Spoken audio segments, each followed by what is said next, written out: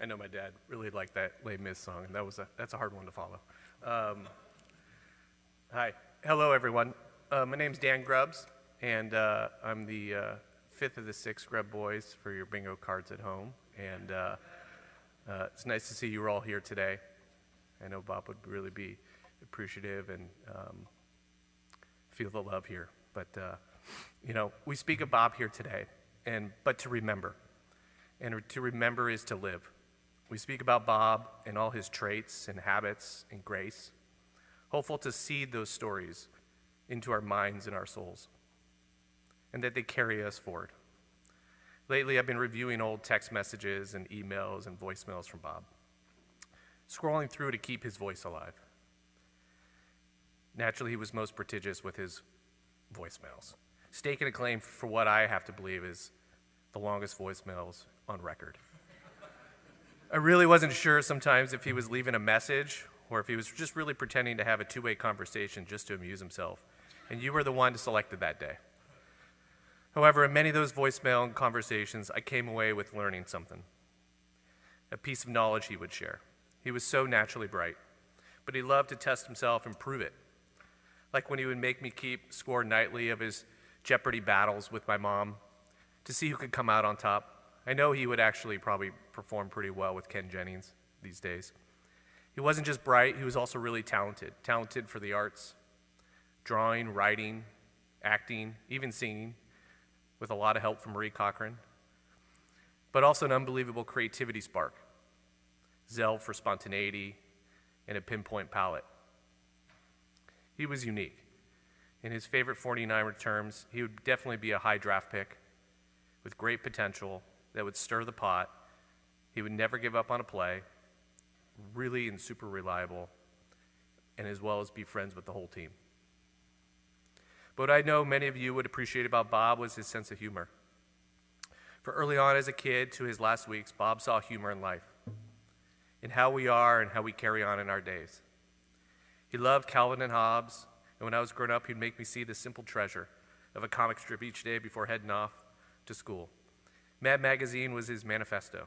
The irreverent humor lampooning American institutions matched Bob to a T. His humor was always there, even when he fought cancer. He'd be talking on the phone or in person, relating a story, and find something so funny in what he was saying that he would start laughing at the absurdity of his situation. Like he loved his own jokes. He loved his jokes more than anyone. He expected you to see it too.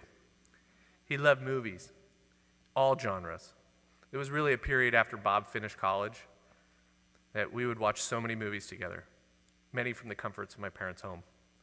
Bob's grand idea in those days was to open an art house in my parents' family room, charging admission to all the neighborhood kids so they could appreciate our taste in movies. We spent a good portion of our lives watching and rewatching Bridge on the River Kwai, Max Dugan Returns, To Hell and Back with Audie Murphy.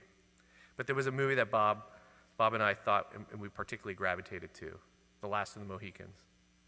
There was so much that we loved about that movie, the music, the battles, the mountains, but it was a line from Daniel Day-Lewis that was so cheesy and was so good at the same time that ever since any time we'd both see the movie on TV, we'd wait for the scene, and then we'd call the other person. And then we'd have to say the line to each other, no matter where we were or what we were doing. We had to have done this at least 50 times over the last 30 years. And it's been 30 years since it premiered, and just this past summer I received a voicemail from Bob. It was 5:30 in the morning, and he was in a lot of pain. He called to tell me he loves me. He woke up thinking of me. And of course, he was watching Last of the Mohicans. I listened to this voicemail many times recently. It means a lot to me. Because in life, we hope to have connections and relate to one another, a bond. We hope to have shared experiences because we know we are so much sweeter for it. And we don't always know which experiences will become those lifelong memories. There was also one experience, though, that was hard to forget. Naturally, in the arts, Bob was a big reader, and I also gravitated towards many of the things that he would read. Bill Bryson was someone that we shared an appreciation for.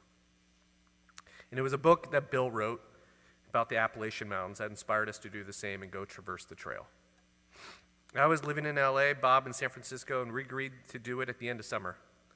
I set out training every weekend in the San Gabriel Mountains, lugging 50 pounds on my back, thinking that that's what was most important. Well, Bob was sitting at home reading about which berries would be okay to eat if we ran out of food. When I was getting all my gear ready, Bob was reading about the wildlife that we could run into and make sure either how to survive or how to kill it. Well, fast forward, it was our 5th day out hiking. As we came down a ridge, who did we see spotting coming up that same ridge but a nice, hungry black bear? The bear rose and its ears perked up. Bob says to me, "Danny, we have 2 choices here. You either stand behind me or I stand behind you." And he goes, "Since I'm older, I'll decide. You get in front, you're taller." And in my days of, was this really happening here? I couldn't tell if this was a smart strategy that he had to save us both, or it was really just for his survival. I said, "Did you read this? Is this what we're supposed to do?" He said, "No, I just thought of it." He said, "I should also probably tell you this now, but this morning before we left camp, I put all the food in your backpack." I yelled, "What? All the food?" He said, "Yeah, but I have the bear spray." Luckily for us, the bear was tired of our back and forth conversation and yelling and actually decided to head back up the ridge, looking for someone else less talkative backpackers to go maul. Bob had faith in that bear, and I think that he would make the right choice. At least that's what I think. Bob had also grown in his spiritual faith in recent years in his own way. Seeing his mortality brought forward a depth of vulnerability, being open to the world, with you, with me. He acknowledged his journey that he had been on, his faults, and he had welcomed prayer into his life. He became driven by connecting with you and me. His spirit resided with displaying and showing love. Yet, he would have bouts of impatience and real pain, but he soldiered through looking to make the most of his time. Deanna is a blessed soul, and she has been with Bob through most everything. She and Noah were Bob's backbone, helping him meet the day and push on. I even know that just this past Christmas Day, just a few weeks ago, as he was weak, they both gave him the extra push. It was there at my mom and dad's house that Bob naturally gravitated to the kitchen. He supervised the roasting of the beef for my mom and dad. Simple touch of the beef, as only Bob could do. "Mom, this still needs 5 more minutes." My parents sensed that Bob was presenting a last gift from the heart. Bob had become much more present in the last year or so. He found his place. It wasn't perfect, but it also didn't need to be. He took life for what it was, but also what it still could be. He sought you out. He shared a thought. He spent time. He shared a meal. He soaked up the sun. He tried to catch fish. There were small moments and some were big, but most importantly, there were Bob showing and giving his love. And what he loved more than anything, even the 49ers, was being a father. Being a father was something Bob looked forward to for many years. He tried it on for size with me and my little brother Ben. We were his muses. Later in life, as Bob and Deanna were about to welcome Noah into this world, he was so excited to be a father, and I was sure he was hoping to have a better student than me.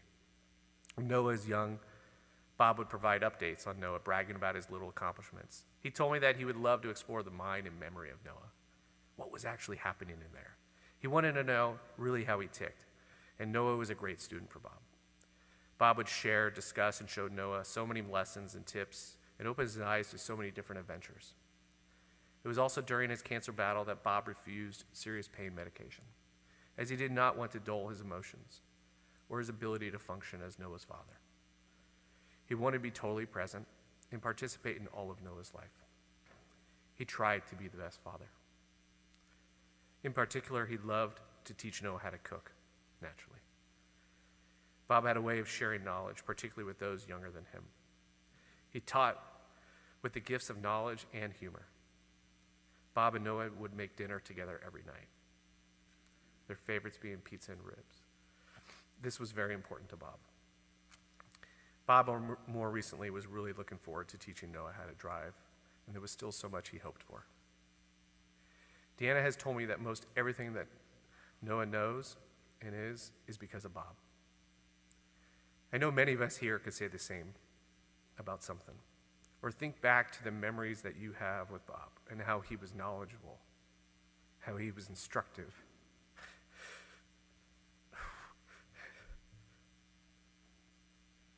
how he was caring, and with a great spirit and humor. I ask, Lord, please hold Bob in your arms, stand by his side, keep his humor in check, and also watch out. He may want to take over your kitchen.